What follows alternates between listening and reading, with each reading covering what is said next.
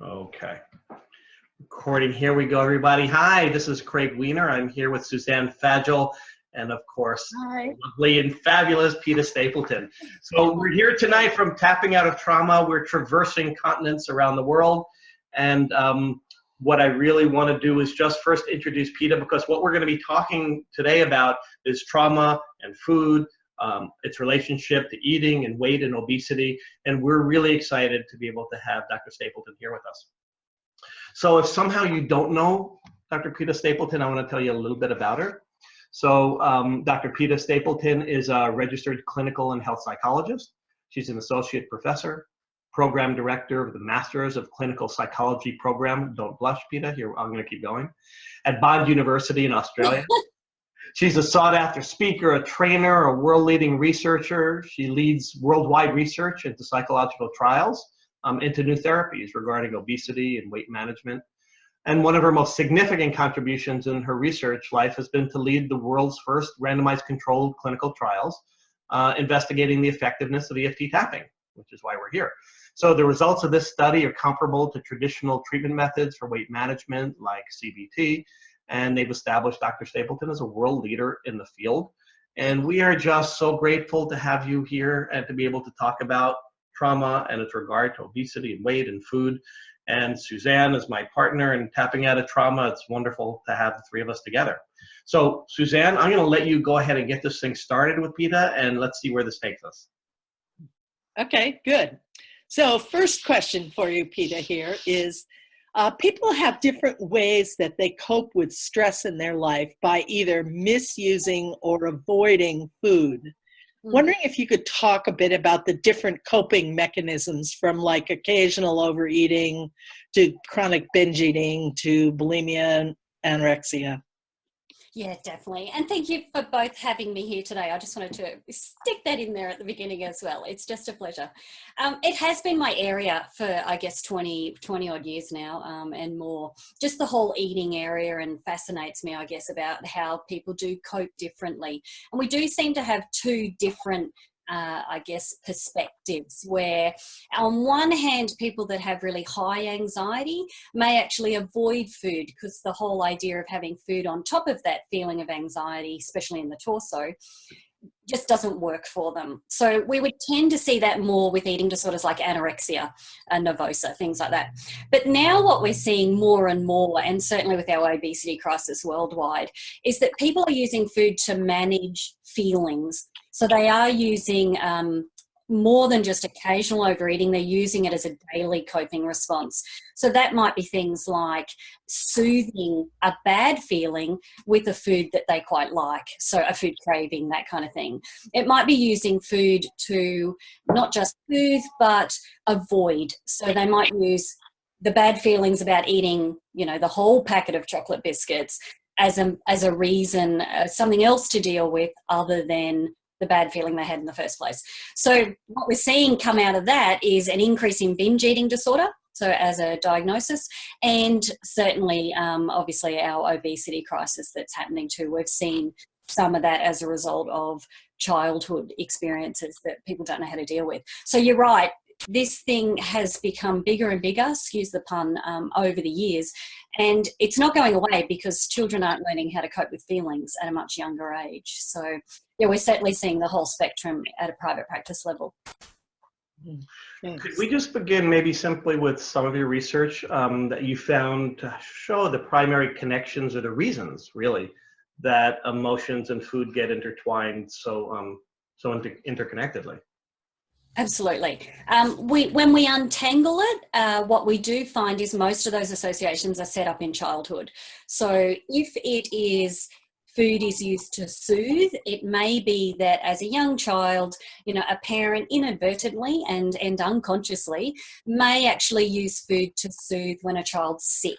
So special attention, get to stay home from school and perhaps get to, you know, have favourite food cooked for dinner or something that's a special treat. So food as a soother is taught. I can certainly remember having, I have such a small jaw that I had a lot of dental work as a kid for whatever reason, had a lot of teeth removed. And every time I had a tooth removed, I got to go to the pharmacy and get a lollipop. So I've since had that conversation with my mother and said, what were you thinking?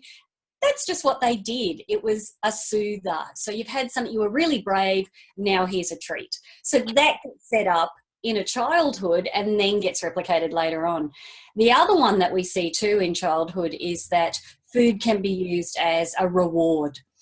So certainly if you've done something fantastic, could be schoolwork, could be a sporting achievement, could be something else, food is used as the reward for that. So it's not necessarily take away a bad feeling or hurt, but it's fantastic, great work, here's your treat. So later on in life as an adult, if we've had a good feeling, we also seek food to reward ourselves. So most of these associations we believe are set up in the first 10 years of life, so our imprint years.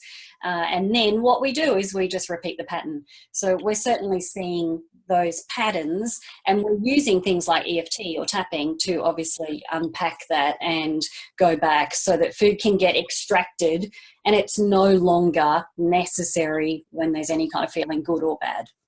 Okay. Yeah. Good. So what have you found to be some of the primary emotions or feelings that cause people to turn to food or avoid it in order to respond to those feelings?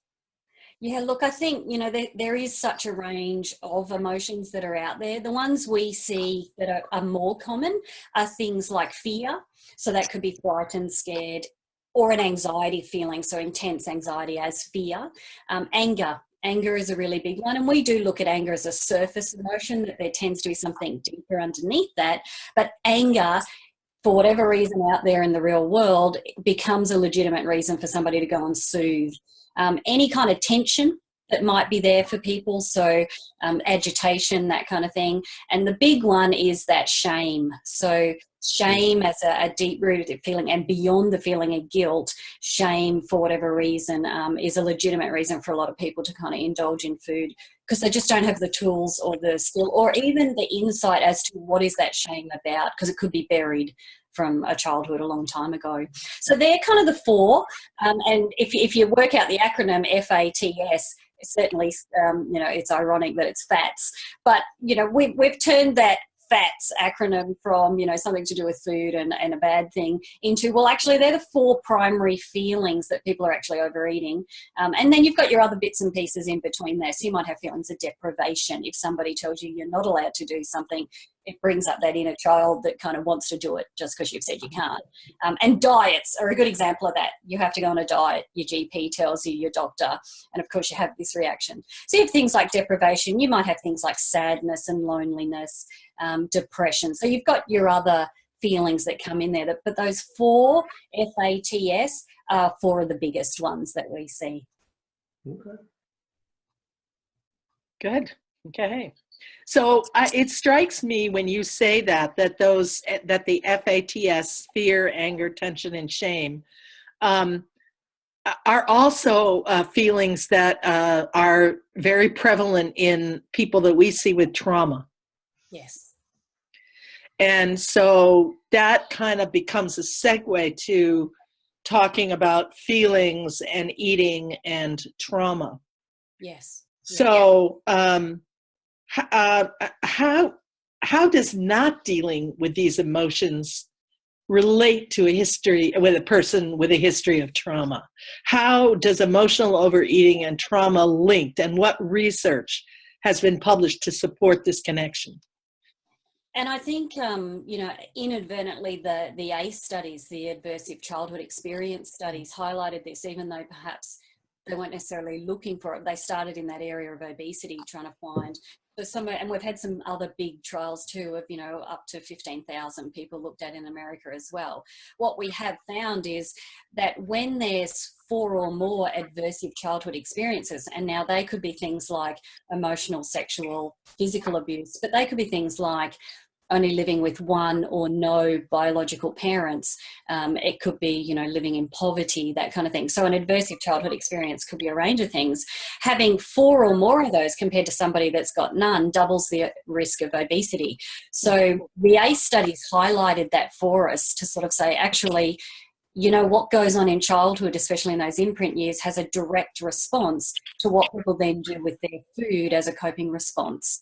We've had other studies too that have shown for men and women that having childhood sexual trauma and abuse is actually then linked to an increase, 30%, 40% later adulthood obesity. So we do know now. We didn't know, I don't think, 10, 15 years ago when we started in this area, I don't think we realized that at a research level. But what we were finding is every time we started to use a technique like tapping in a session, we were suddenly the first person that had heard of this adult's childhood sexual trauma, and they'd never told anyone before, or perhaps it had just been buried so deep that it actually wasn't at the surface of their mind until tapping started. So colleagues and I would get together and sort of say, are you noticing how many people come in just for weight management or weight loss that are telling you that they were sexually abused as a child and even multiple times? And the answer was we were all hearing the same thing. So the ACE studies confirmed a lot of that for us. And obviously we've looked beyond that too with looking at food diaries and things like that in our research. So the link's there now, Suzanne, as you say, and the crossover is probably more prominent than what people realised. It was actually the surprise when they first did the ACE studies, when Dr. Felitti found, they were wondering why those people were stepping out that were successful from the obesity study. And it was quite a surprise to him. And I mean, that's what I really was shocked at, where the ACE study started. Even though studying obesity, they didn't make that connection that it could be between childhood adverse experiences and especially sexual abuse and obesity. And that's not saying it's for everybody, right? We're not saying No. everybody that's obese has had sexual abuse, of course. But yes, an important connection. Okay. And I think, parallel to what we've seen in the research are all these meta-analysis that are coming out saying, well, if you just use, extra exercise and eat less, so those kind of approaches, and we've had the National Weight Registry in America keeping data for at least 30 years now, is all of the meta-analysis are showing that if you lose a certain percentage of your body weight, you'll regain it within 2 years. And within 5 years, you actually put on an extra 10 to 20%. So we've got research parallel coming out saying if you just do more exercise and eat less, it doesn't work, which then does beg the question, what else is happening in this bigger picture that we're not addressing? And I think the ACE study has answered some of that for us. Yeah. So if we take that further really into the psychological pathways that help to explain overeating, you've spoken about kind of the emotional triggers, which of course, like you said, the fear and anxiety and tension, etc. But let's take it a little bit deeper than kind of the emotions involved. What psychological pathways might be involved that are directly related from this emotional overeating and psychological into the obesity and overweight? Can you explain that a little bit deeper? Yeah, definitely. And obviously that's the angle we come from a lot of the time. ACE studies have sort of shown us that, those childhood experiences are painful. I'm not telling you anything you don't know. Traumatic, obviously. Children don't have the coping skills and even cognitive development to make sense of a lot of that, especially if the abuse is done by somebody who is close to them, that is supposed to be perhaps in a role of being a protector. That confusion of that message obviously is profound. So food can become a couple of things. It can become an avoidance strategy. So if there's a food that they like, and most of these people are choosing food that they like, not dislike, so it becomes then an avoidance strategy of dissociative eating, what we call, and we've all done that at some point where we've been doing something else while we eat, look down and it's finished and don't realise we've eaten it all. So the dissociative eating, to just take their mind away from what it was. It also can be, like we said, a soothing strategy. So it can be, I've got a feeling something out in my adult life has triggered that old memory. I don't know how to deal with that now as an adult either, so I use food as my coping, so my soothing, so I numb myself, that kind of thing. So we've got, I guess, those two things going on. ACE studies have shown us too that these people have such a high level of stress hormone, cortisol, and inflammation in the body no longer is able to just cope normally with stress as an adult. So perhaps that's been running in the background for a long time as well. So they just don't have the normal mechanisms physiologically. So we've got, I guess, a couple of different things that are going on there. And everybody's story is unique, but it's about trying to link that together for them so that we can actually help them move forward. And the ability, I just want to add a little bit. So the ability to resist. So you're working with the cravings. You're working with, they're driven to food to either numb or to not feel or to feel better, etc. But that inability to stop, that inability to have that decision-making, frontal cortex ability to say, no, I probably shouldn't. Could you talk a little bit about that? Yeah, definitely. And we had some of those famous studies come out, the marshmallow experiment, you might remember, Zimbardo, Yes. and looking at smaller children and could they resist. And we've been able to track that through into adulthood. So you're right, willpower takes so much effort. And that's what most of our weight loss programs have been based on for years, is the notion of willpower. Willpower doesn't last enough over time, though, and things erode that. So stress erodes willpower. Any other kind of intense feeling will erode that. So people don't have that ability necessarily when they've had this, lifelong experience or pattern in just trying to survive, be in survival mode and just cope. So it's hard then by the end of the day to come home if you've had a stressful day or whatever that's been, work, children, family, whatever it is, to then come home and resist the chocolate biscuits or the ice cream after dinner or the takeaway meal on the way home instead of cooking or whatever it might be. So willpower doesn't last, which is why I guess all our weight loss stuff is very much pitched at. We have zero willpower. If you've used your willpower up as well at work, by the time you get home, it's all over as far as food goes. You just give in. So you're absolutely right. Okay. Switching gears here just a little bit. In our last teleclass with Mark Willin, we talked about how trauma passes through generations, and wondering if you know your thoughts or any research about how this might be true for weight and trauma. Yes. Or how it manifests as weight. We have recently started to look into this area, and it was unexpected. We didn't realise what we were looking for, but we'd asked all of the people in our tapping weight loss trials to keep food diaries, and we noticed that when we started to analyse those, most of them were women. Men didn't seem very good at keeping a daily diary, so we mostly had women that we were looking at. But what we found was the average age of the women in our trials were 55. So we were like, okay, that's just the age. They tend to have tried every other weight loss program, willing to give tapping a go, even if it seemed a bit strange to them. So these were the women that were mostly of that age in our trial. So we start to go through their food diaries, and they're writing things about, having to eat food. And then we started to kind of look further and look at their mother's, father's relationship with food and where they came from and their grandparents. And lo and behold, their parents and their grandparents came out of the Great Depression and World War II, where food was scarce. So we started to ask that line of questioning and started to say, what do you remember about growing up with food, and what was the idea around wasting food? And this is a major area traditional weight loss programs miss completely. And most of them have this enormous reaction to the wasting of food, and not because food is scarce in their lifetime now, because it's come from a generation earlier.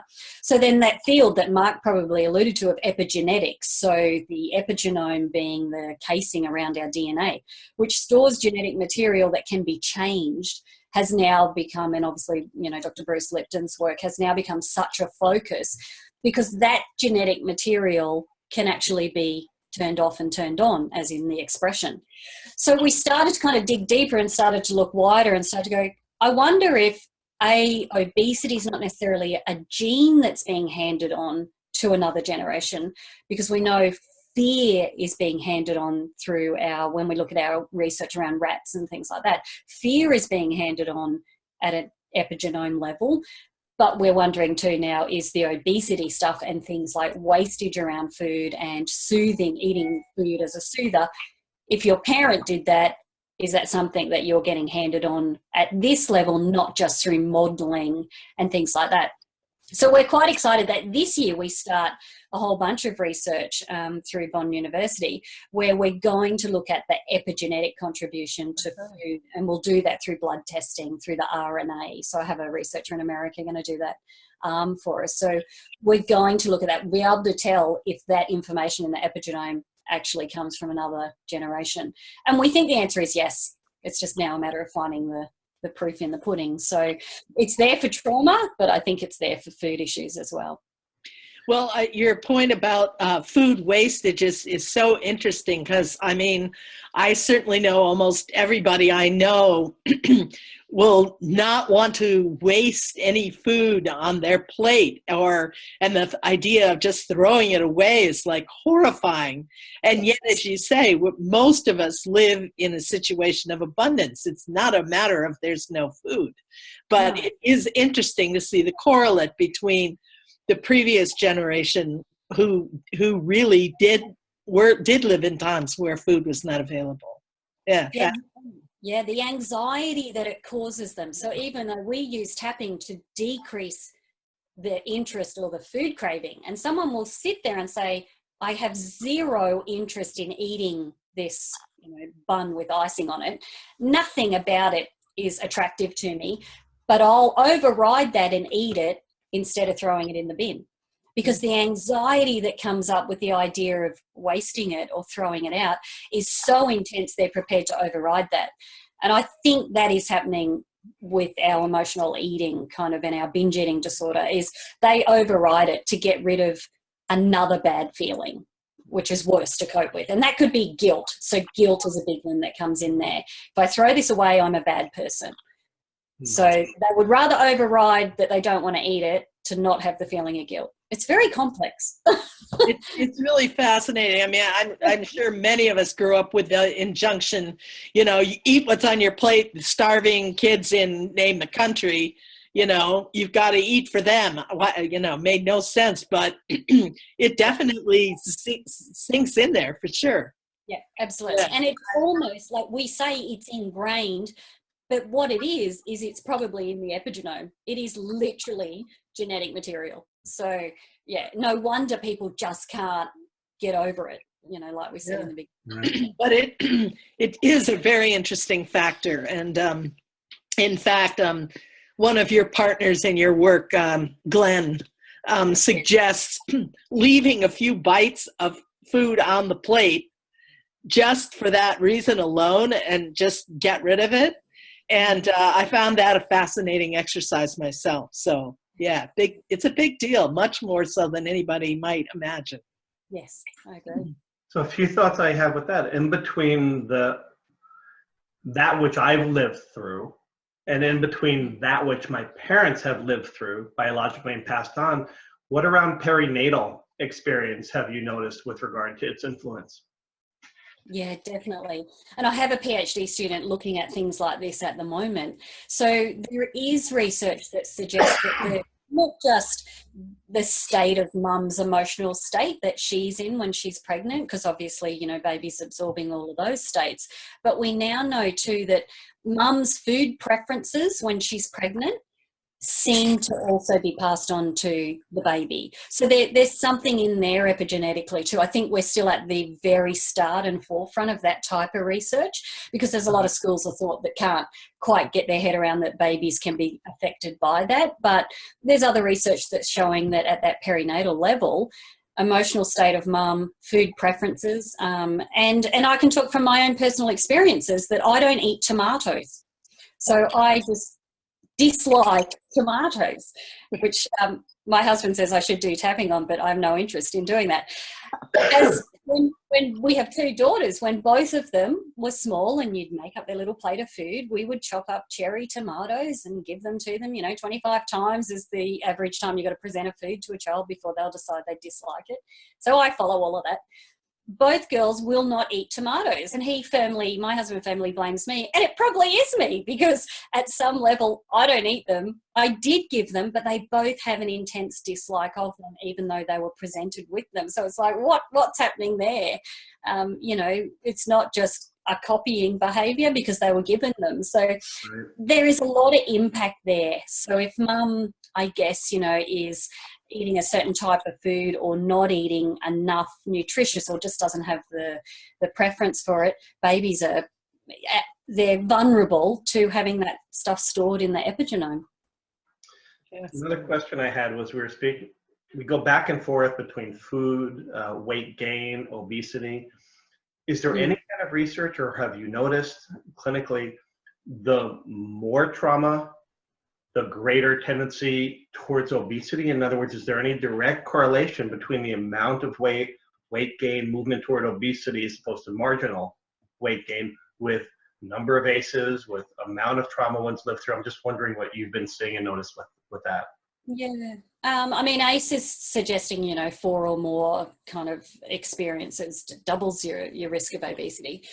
I'm finding it's an individual case by case because it really is the definition of trauma for a client. So for a client, it could be just there was one event only, sexual abuse by their brother, for example, and that was enough for them, where weight, and we haven't really touched on this, but weight becomes a protective device for a lot of people. So often when you delve back in the history of when did your weight gain start, it's often, and our rule of thumb clinically is it's within 12 months of an adverse experience. It's not necessarily the next month afterwards.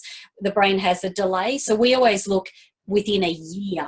So what happened, okay, you gained weight then, you were 7 or 8. What happened a year earlier than that? So that tends to tell us more of an answer, and it works with eating disorders as well. When did your symptoms start?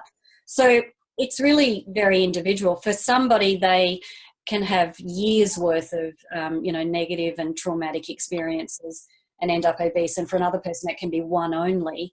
And weight becomes the answer to stopping that happening again, especially if it's sexual abuse at a physical level.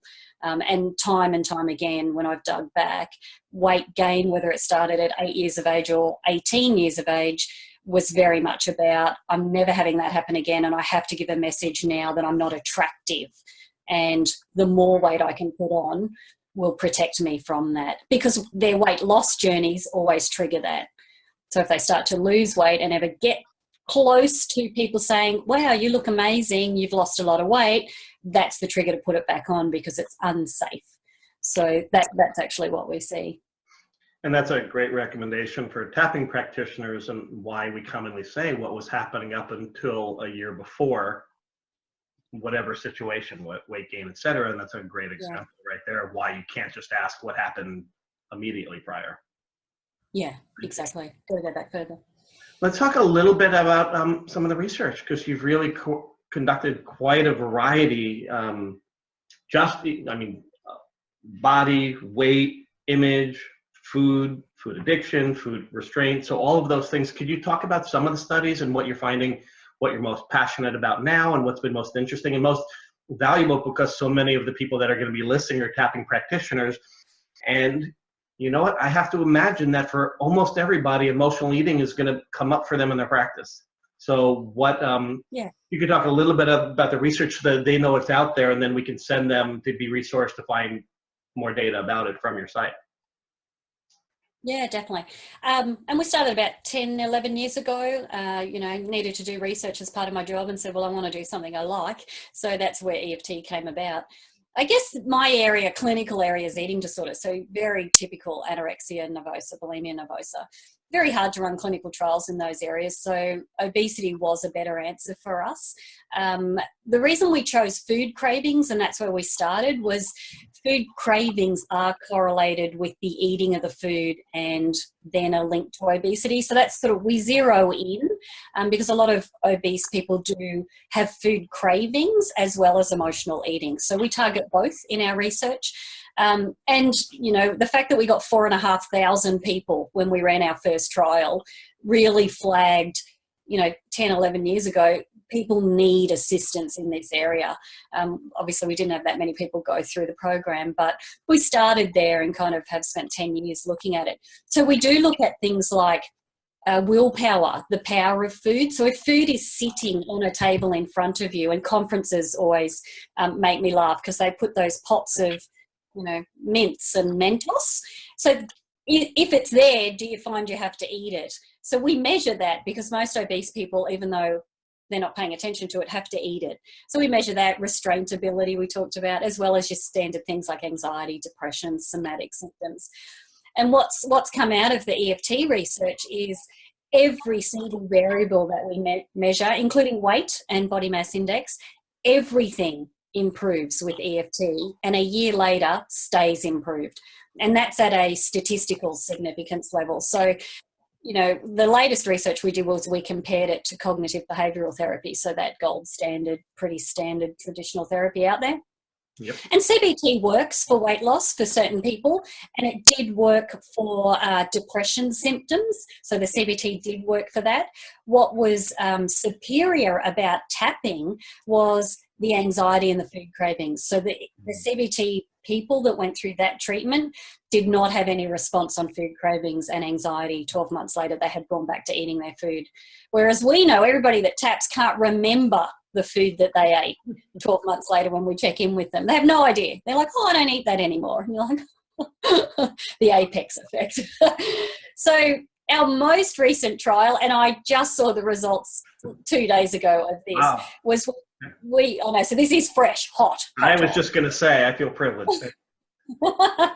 Was we decided that we couldn't reach everybody. So all of our trials, people turned up in person, had 8 weeks worth, 16 hours of tapping.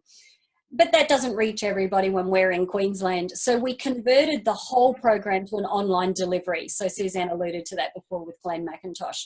So we converted that to 80 odd videos, mostly of me, and everybody was able to log on worldwide, work through that program, and have human support at an online group level from Glenn and I. So the 12-month results, so we compared a group that waited, so a control group, to the treatment group, and then the control group did get their treatment. And we've now finished the 12-month follow-up of both groups. So the results yesterday, the day before, were we got significant change on every variable, exactly the same as attending in person. Wow. That's what that says. That's fabulous. I know. So if it's comprehensive enough, as in the tapping program, and delivered online, we now know, at least in this weight area, it works as well as attending in person. So 12 months later, same results, weight loss, all the rest, as attending. So to us, there's something in that. The online delivery has got a lot of potential. My caveat is, as long as it's detailed enough, and I guess after 10 years, we did know, like you with trauma, I know with weight loss, what it is that you have to do your tapping on to get the shift to make them stick. So as long as that's included in there, you're going to get the results. So there you go, hot off the press, hasn't even been published yet. That's so fabulous. I'm so excited to hear that. And I'm just curious, with the weight loss, are we seeing it increase over time? Are we seeing it reach a peak with the tapping and then stabilize? And I'm just curious what you're noticing. So what we notice is there might be a tiny little bit of weight loss in the 8-week program.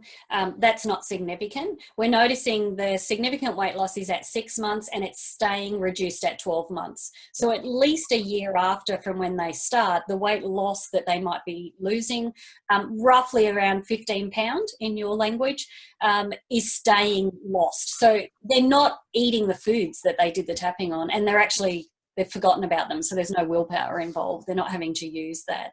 And most of them, when we ask, haven't continued tapping. So they do it for the program, but they don't continue over time, which means the program's enough to get that change. That's fabulous. Yeah. Do you have any other questions about that piece, Suzanne, or are we okay? Yes, I actually do want to ask. I'll confess, I've done the online program. And one of the things that I found so helpful about it, and that I really find was really helpful in terms of the tapping, was the amazing comprehensiveness of everything. So, Peta, can you talk a little bit about, I was just amazed at, like, okay, for one thing, like I'm tapping on wasting food. Okay, I never, ever would have thought about tapping on that before. And that turned out to be a really significant point for me. But can you talk about the other points that you tap on in the program?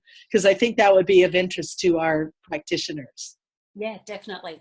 And I guess because we had that 10 years behind us, we'd read people's diary entries and things like that. We knew that there were a whole range of different emotions, like some of those we mentioned.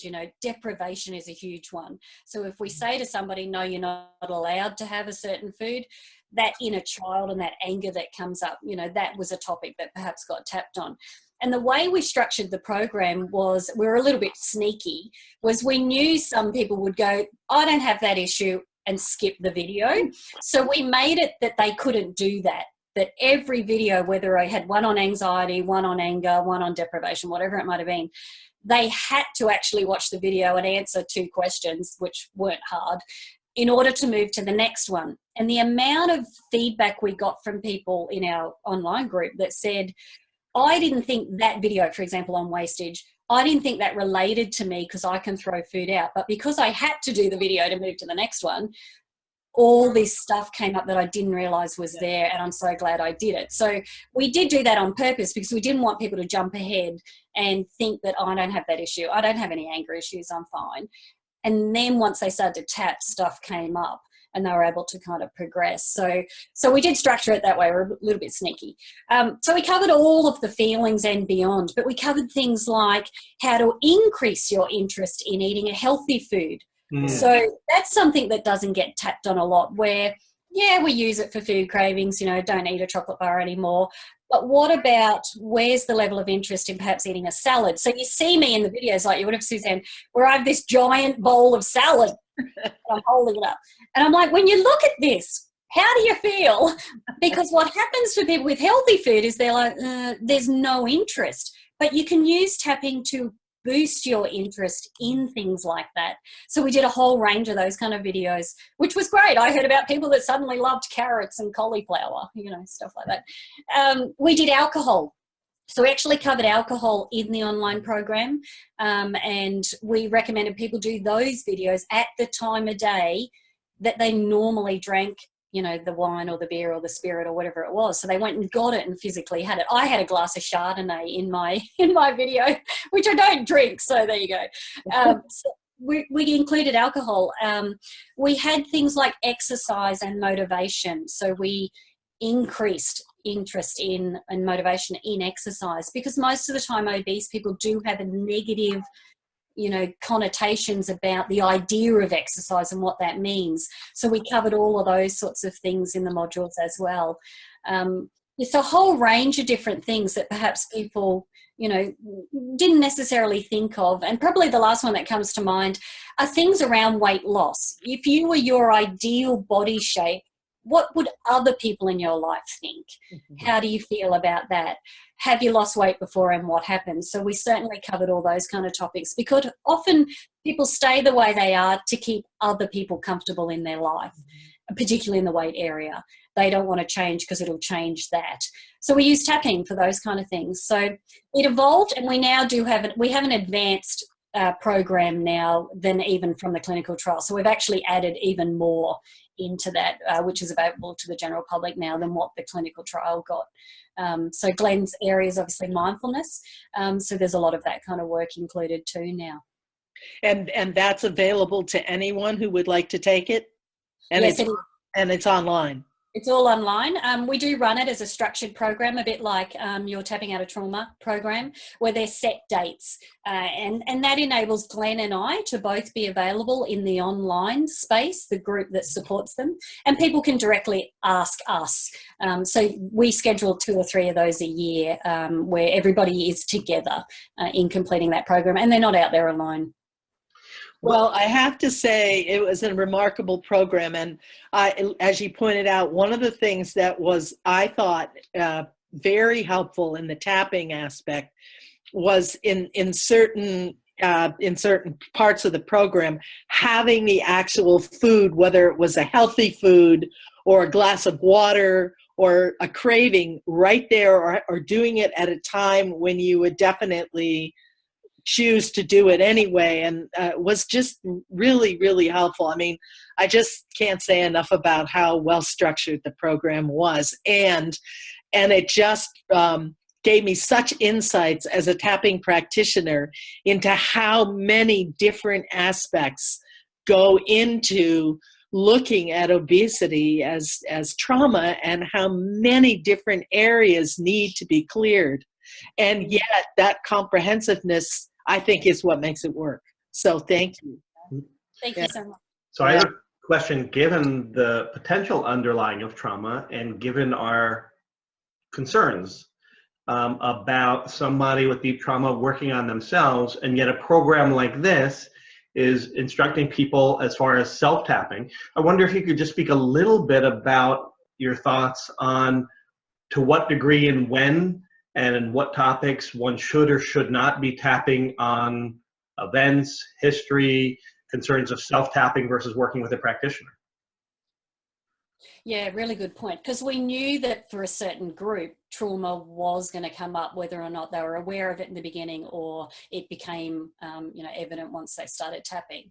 So whilst we did do videos on the movie technique, so if somebody, was able to do that, we were fairly clear. And because we run them as structured programs where Glenn and I are there in the group, they're not just buying an online program, because we felt out of the clinical trials, that was the standout thing, was the human support element.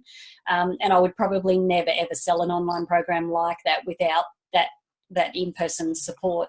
Right. We were there for that reason, either to make a referral to somebody in their local area, or to talk to them, at a private email level or Skype or whatever it might be, if somebody felt like, and there were people that had forgotten what had happened. And we had a 70-year-old woman, just as an example, small country town in America.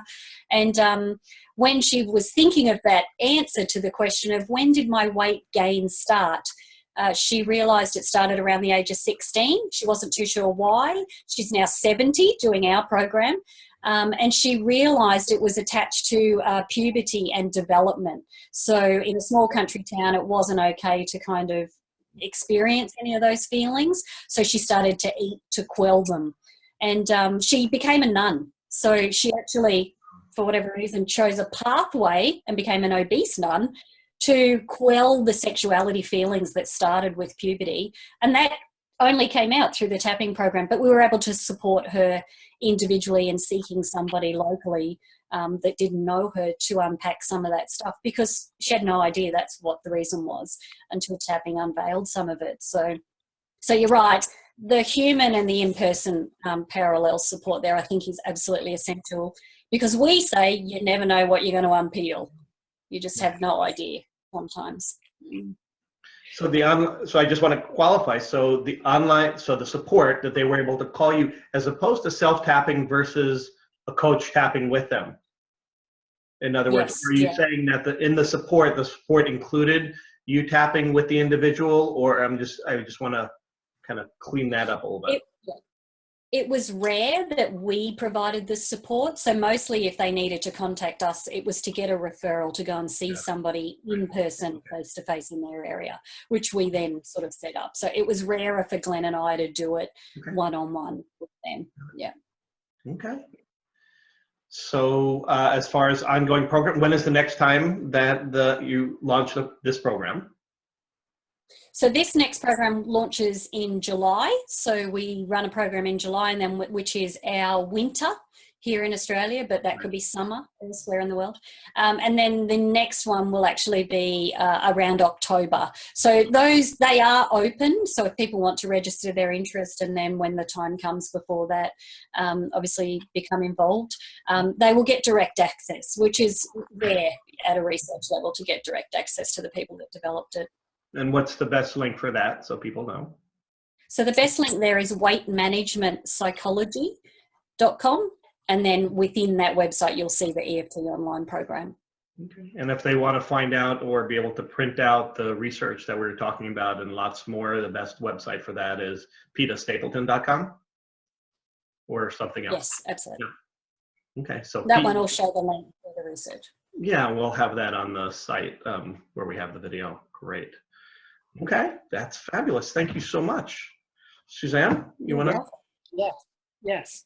So you've heard us talk to wonderful Peta, who we both are in love with. And we want to let you know that we have a Tapping Out of Trauma course coming up. And like her programs, it's online, but we also do offer support through a group. And Craig and I are very available during the 8 weeks for anything that might come up for people in the course.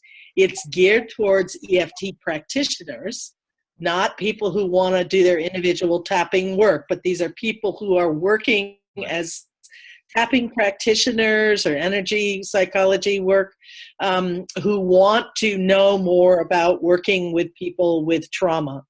And we do all the science behind the thing, and we do a case study, and we give lots of room for people to understand the whole gamut of trauma from acute to complex, and also to look at how we can keep ourselves safe and not end up in vicarious trauma from working with people in trauma, and to help people discover whether or not this is an area that they want to work in. Now, almost everybody who's a tapper practitioner will run into people with some kind of trauma in their life.